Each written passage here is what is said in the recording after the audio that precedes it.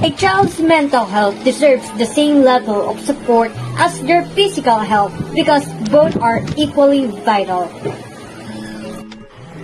The students could still study effectively in face-to-face sessions. They had friends they could hang out with or get along with other students.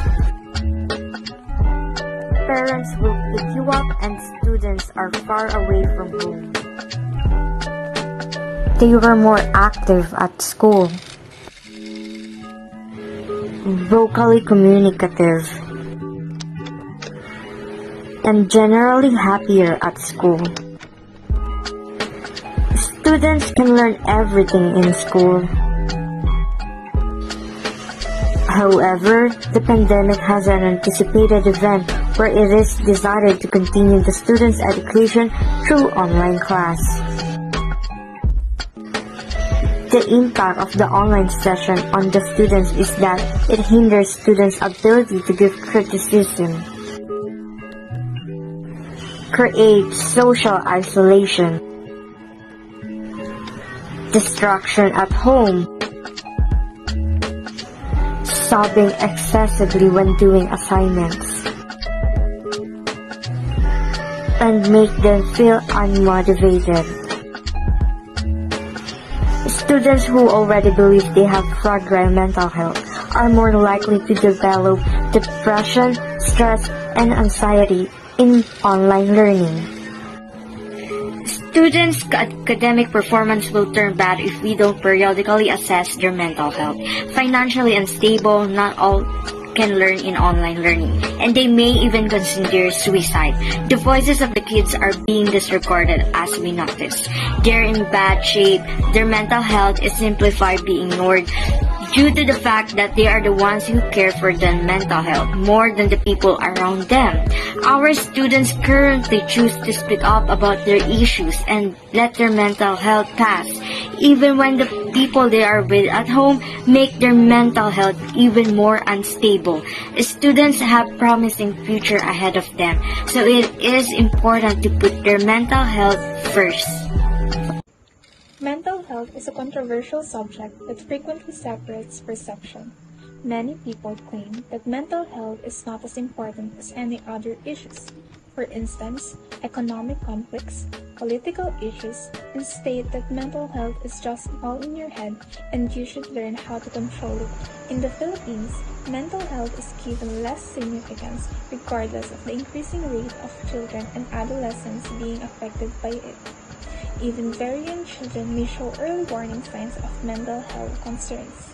These mental health problems are often clinically diagnosable and can be a product of the interaction of biological, psychological, and social factors. Half of all the mental health disorders show first signs before a person turns 14 years old, and 3/4 of mental health disorders begin before age 24.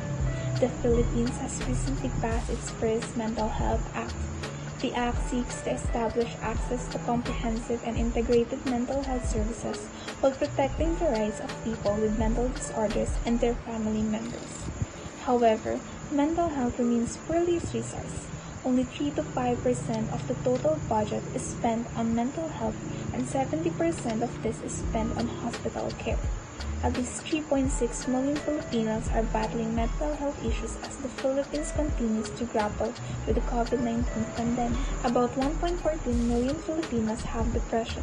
847,000 are battling alcohol use disorders, while 520,000 others were diagnosed with bipolar disorder, said Francis Priscilla Cuevas, Chief of Health Program Officer of the DOH Disease Prevention and Control Bureau. Many students believe that stress is normal in everyday life of a college student. Some might even say that stress can actually help students perform well. This form of stress is called eustress, but oftentimes, students are not feeling the helpful rush of eustress. In reality, they are silently struggling against the pressure of academic life. An award-winning study of Tristan Yuvchenko from the University of the Philippines gives a glimpse of the mental health dilemma among Filipino students. Among the 135 college students he had surveyed, 96% reported feeling moderate to intense bouts of depression in school. What's more, 50% of those do not feel empathy or understanding from friends and family. According to national statistics, suicide is the second leading cause of death among Filipinos aged 15 to 29 years old. Coincidentally, this is the age bracket where most college students, if not all, belong. Another pressing issue is that only 1 out of 3 Filipinos will seek the help of a psychiatrist. 1/3 may not be even aware of their condition.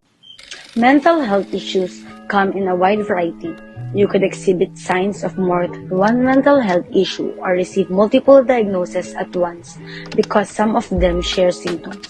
Alternatively, you could be experiencing extreme difficulty without having a specific diagnosis. Experiences differ from individual to individual and can change over time. Mind 2019. According to the new research, one example of mental health is anxiety and panic attacks. Anxiety is a normal emotion. The person can be nervous, fearful, and worried, and these feelings are exaggerated, taking over and beginning to interfere with day-to-day life. Depression is the second example. A persistently depressed state that interferes with daily life is known as depression. You might experience feelings of exhaustion, helplessness, guilt, and worthless. Your physical health, sleep, appetite, sex drive, and sense of self-worth may all be impacted. Although mild depression doesn't prevent you from living a normal life, it does make everything more difficult and seem less worthwhile. Depression can be life-threatening and, at its worst, make you feel suicidal. Another example of mental health issue is personality disorder, where you experience continuous problems in your life as a result of your attitudes, beliefs, and behaviors. It does not mean that you are fundamentally different from other people. However, you may frequently struggle with your thoughts about yourself and others and find it extremely challenging to alter these undesirable patterns. Our audience are the many students currently undergoing online classes, as they seem to be the people who are most affected in their mental health today. The mental health concerns of our audiences are the different negative effects of learning online, which may impact their ability to be able to take in information, which hinders their academic progress. With their mental health affected, it could also affect their values, which leads to dishonesty and further neglect for education. Their self-interest should be in line with how they can manage to help themselves through suffering different mental illnesses such as depression, anxiety, sleep deprivation, or stress. Even for those who like the flexibility of a complete online education, being a student is challenging. In reality, many online students confront difficulties that traditional students don't, such struggling a job, a family, and a schoolwork. Here are some ideas to help you achieve balance in your life. Learn to meditate. Get mindful. Eat right and exercise. Rest. Socialize. Go easy on yourself. Ask for help.